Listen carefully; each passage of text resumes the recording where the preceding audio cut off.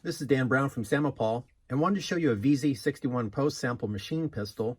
It was converted from a Czech small arms lower receiver, and I installed the full auto parts. And then I went a step further. I actually milled away the upper receiver, milled away the grip. Of course, you can see what I've done. And I wanted to show like windows into the functioning of full auto operation, and semi-automatic, of course, too. So I refinished in different colors to really accent the parts. And then I cut some windows in the top, primarily for additional light, to really get a good idea what it looks like inside during function. So I'm going to go ahead and take this apart right now, and we'll review how the parts work with each other. vz.61 upper receiver has been separated from the lower. First thing we'll do is we'll take a look at the magazine. So this is your follower here, and there's a protrusion on the follower. So when the magazine is empty, when shot, when firing, that bolt catch actually pushes upwards. Let's see if I can zoom in here. That bolt catch is pushed upwards by that protrusion on the follower right there. And what that does is that moves in the upward position and locks the bolt to the rear. Also too, if you have an empty magazine and you're hand cycling, of course it does the same thing, holds the bolt to the rear. And also the bolt catch will serve as a safety. It's part of the safety operation of the vz.61. So watch the bolt catch, and this will actually move upwards when I put it in the safe mode. So right now it's in safe. The bolt catch is in the upward position. And what that does, it contacts, actually, what it does is that raised protrusion on the bolt catch lifts upwards, is pushed upwards into this cutout, this cavity there in the bolt. And that keeps the bolt forward into battery. So the bolt catch also serves as a safety. Next is semi-automatic function. So the selector lever is in the rearward position, and it's on semi-automatic. And the hammer is forward. So I'm going to depress the trigger just like I fired the pistol. And the hammer moves forward, so the round ignites. When the bolt cycles, it presses down, pushes down on the hammer, and the hammer now is held to the rear. I'll zoom in a bit. The hammer is held to the rear by the spring-loaded disconnector. When I release the trigger, the hammer then will reset and be held to the rear by the trigger lever. The trigger lever is not spring-loaded. It's actually a separate part, but it's still fixed. It's part of the trigger. Now watch when I release, watch that trigger lever and the disconnector react. So when I release the trigger, you see how the hammer, now it's being held to the rear by the trigger lever. But an interesting thing, when I pull the trigger, the hammer does not release. The reason being is the auto arm, the auto trip, is actually holding the hammer to the rear by contacting that protrusion there.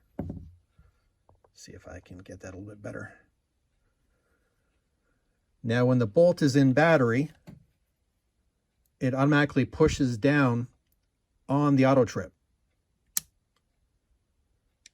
And now the auto trip's no longer holding the hammer. The hammer is actually being held to the rear by the trigger lever. So the hammer is being held to the rear by the trigger lever.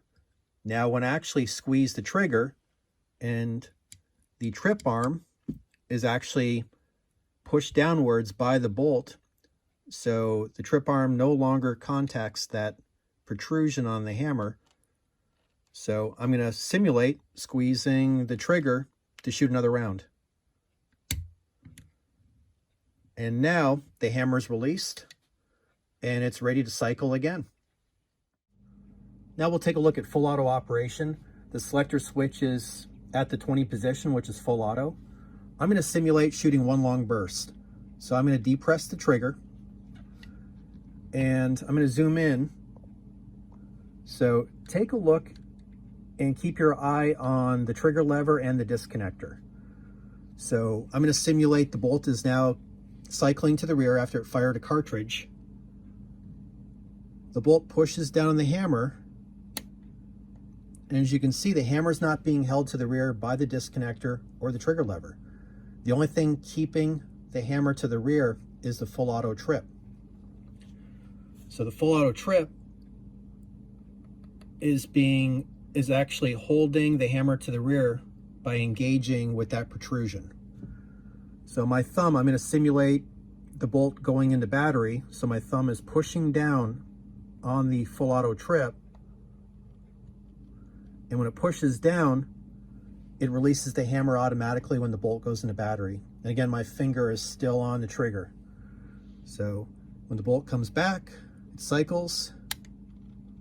As you can see, it's not being held to the rear by the disconnector or the trigger lever. It's actually being held to the rear by that notched cutout on the auto trip.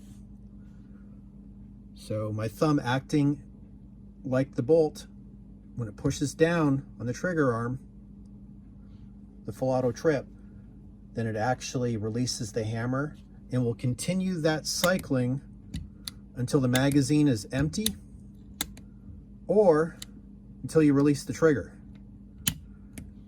And when the trigger is released on full auto, you can see it's actually being held by the auto trip, of course, because when I pull on the trigger lever is not yet engaged with the hammer. So like in semi-automatic mode, the auto trip arm has to be pushed downwards, and now you can see how the trigger lever is holding back the hammer. And finally, we'll take a look at the rate reducer mechanism. The way it works is when the bolt cycles to the rear, it hits this cam piece here. And when it hits the cam, pushes it to the rear, and the sliding mass inside the grip is pushed downwards against spring pressure. So there's a spring inside here. And of course, when the firearm is being shot, the sliding mechanism goes much further down into the grip. And then while the sliding weight inside the grip is free and not pushing up on the cam, you can see how the hook, and it's spring loaded, actually drops down and will make contact inside the bolt and hold the bolt to the rear for like milliseconds. I'll zoom in a little bit more. So the bolt contacts the cam, pushes down the rate reducer mechanism, and this is what it looks like. And the cam pushes down on the top here. And this sliding mass also aids in reducing cycling. So the cam's pushed to the rear, no longer under spring tension by the reciprocating mass. The hook drops down, and then it catches and holds back the bolt. So there you have it. It's a very effective way to reduce the cyclic rate on the vz.61. And we'll take some quick shots of the vz.61 and how all the parts engage with each other. Get a better idea of the cutout on the bolt. So there's your bolt catch, holding back the bolt to the rear. Eject that. Flip around to the other side, and you can see I cut out the bolt, so that way you can see exactly how that full auto trip arm works with the bolt. So it's in full auto mode now, so I'm just going to depress the trigger, and the bolt cycles to the rear. As it's moving forward, there's like a ramp on the bolt that will slowly push down the auto trip arm. When it does, now the hammer is released automatically by the trip. Do it again.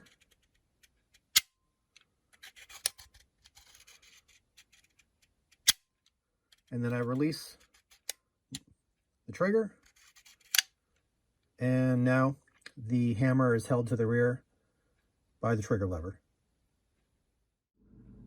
And a quick Demonstration of the bolt contacting the cam. When the cam is pressed to the rear, pushes down the mechanism in the grip, and then the hook will drop down into the bolt and hold the bolt back to the rear. This completes our video on the vz.61 Skorpion machine pistol. So hopefully this gave you some additional insight on how this unique firearm operates. And be sure to click on the next video. You'll actually see it at the range being shot in slow motion. Thanks for watching.